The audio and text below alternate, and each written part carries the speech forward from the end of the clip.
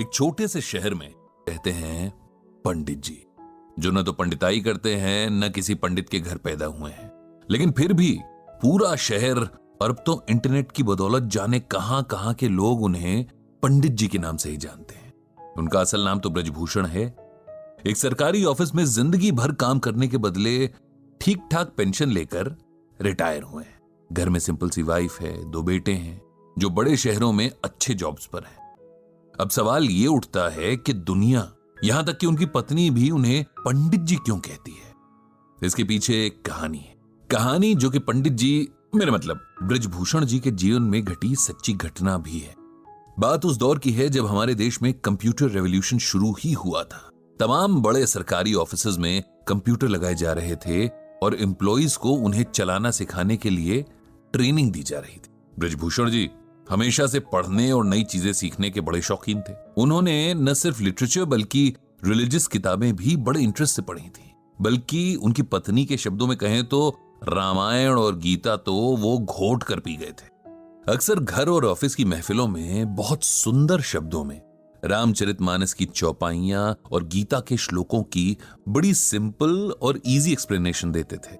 अब जब कंप्यूटर सीखने की बारी आई तो उन्होंने इसमें भी बड़े इंटरेस्ट के साथ पार्टिसिपेट किया, जबकि उनके साथ के बाकी लोग जाने क्यों बड़े बेमन से कतराते हुए ट्रेनिंग में हिस्सा ले रहे थे।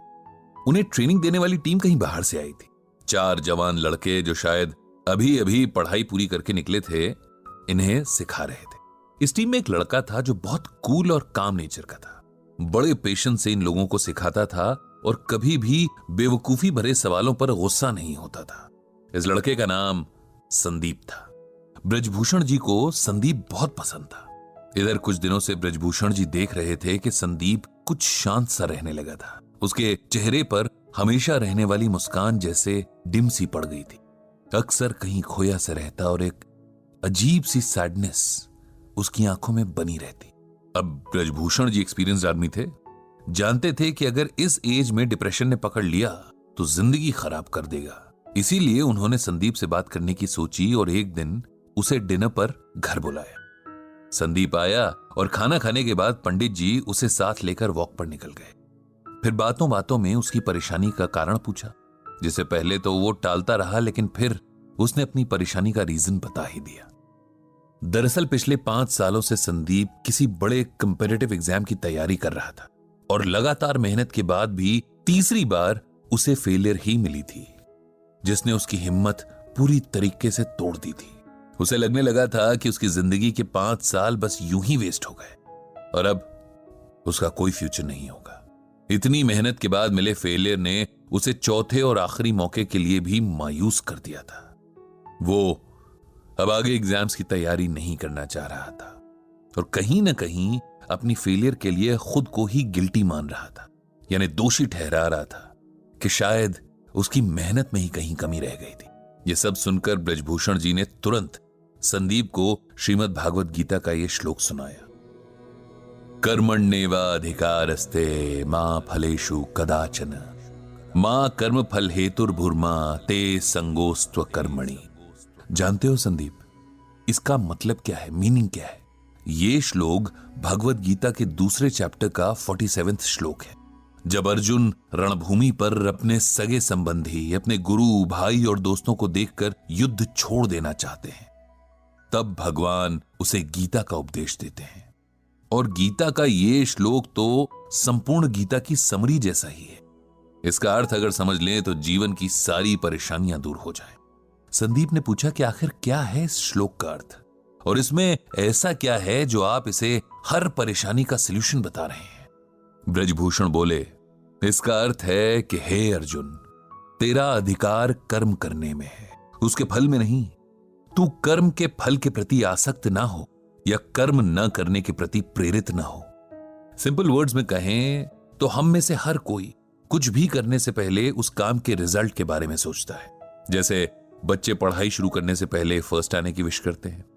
बिजनेसमैन दिन की शुरुआत में ही शाम तक मटेरियल पूरी तरीके से यूज हो जाने की विश करता है। इंजीनियर नक्शा बनाने से पहले ही कोई मास्टरपीस बनाने की ख्वाहिश रखता है। हाउसवाइफ सब्जी काटने से पहले ही सोचती है कि आज का खाना खाकर तो उसका परिवार उसकी तारीफ करेगा। हर कोई अपने हर काम से अच्छे फल की उम्मीद करता है, जबकि हमारे हाथ में सिर्फ और सिर्फ अपना काम करना है। उसका रिजल्ट क्या मिलेगा, कैसा मिलेगा, कैसे मिलेगा, इस पर ना तो हमारा कोई कंट्रोल है और ना ही राइट। ये सुनकर संदीप बोला, अगर हम रिजल्ट की इच्छा ही नहीं रखेंगे तो उस काम के लिए मोटिवेशन क्या रह जाएगा? ऐसे तो हम कोई भी काम बस टाइम पास के लिए ही करेंगे, नहीं? ब्रजभूषण जी बोले, नहीं, इसका यह मतलब नहीं कि हम अपने काम में इंटरेस्ट ना लें या अपने एफर्ट्स में कमी करें। इसका मतलब यह है कि हम ये समझ लें कि हमारे कंट्रोल में सिर्फ हमारा काम है। उदाहरण के लिए, एक बच्चे का काम पूरे साल भर अच्छे से पढ़ाई करना है, लेकिन परीक्षा का रिजल्ट और भी कई बातों पर डिपेंड करता है, जैसे कई बार कॉपी चेक करने वाले के मूड पर भी। ऐसे में यदि नंबर उस बच्चे की एक्सपेक्टेशन से कम आ जाते हैं तो उसे ना तो अपनी एबिलिटी पर शक करना है, न ही आगे मेहनत करने में कोताही करनी है। हमें हर हाल में अपना बेस्ट देना है। उसके बाद क्या होता है ये ईश्वर पर छोड़ देना है।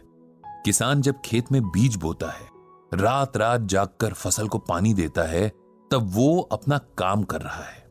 लेकिन अगर सूखा पड़ जाए या उसकी फसल को कोई बीमारी लग जाए, तब किसान को अपने आप को इसकी वजह नहीं समझना चाहिए, क्योंकि ये बात उसके कंट्रोल में नहीं थी। जीवन में बहुत कुछ ऐसा है जिस पर हमारा कोई वश नहीं है, लेकिन खुद पर और अपने कर्म पर हमारा पूरा वश है। इसीलिए उसमें कमी नहीं रहनी चाहिए। जब हम इस बात को समझ लेंगे तो जीवन की छोटी बड़ी बातों में हौसला नहीं हारेंगे, खुद पर विश्वास रखेंगे और हमेशा अपना सर्वश्रेष्ठ देने के लिए तैयार रहेंगे। ब्रजभूषण जी की बातों ने संदीप पर जादू जैसा असर किया।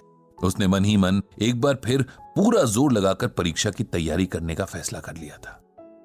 कुछ दिन बाद जब ब्रजभूषण जी के ऑफिस में कंप्यूटर ट्रेनिंग पूरी हुई और सिखाने वाली टीम को विदा किया जा रहा था, तब संदीप ने सबको इकट्ठा किया और कहा, हम सबको हमेशा कुछ न कुछ सीखने के लिए तैयार रहना चाहिए। टीचर कहीं भी किसी भी रूप में मिल सकते हैं और हो सकता है कोई ऐसा टीचर मिल जाए जो लाइफ के लिए आपका एटीट्यूड ही बदल दे। मुझे भी यहां एक गुरु मिले जिन्हें जीवन का बहुत एक्सपीरियंस है और इस अनुभव को बांटना भी आता है। ये गुरु हैं ब्रजभूषण जी, जिन्हें मैं आज से पंडित जी कहकर पुकारूंगा, क्योंकि पंडित का अर्थ होता है ज्ञानी, ज्ञान देने वाला। साथ ही गुरु दक्षिणा में मैंने उनके लिए एक ब्लॉग तैयार किया है जिसका नाम रखा है गीता ज्ञान। इस ब्लॉग से पंडित जी गीता के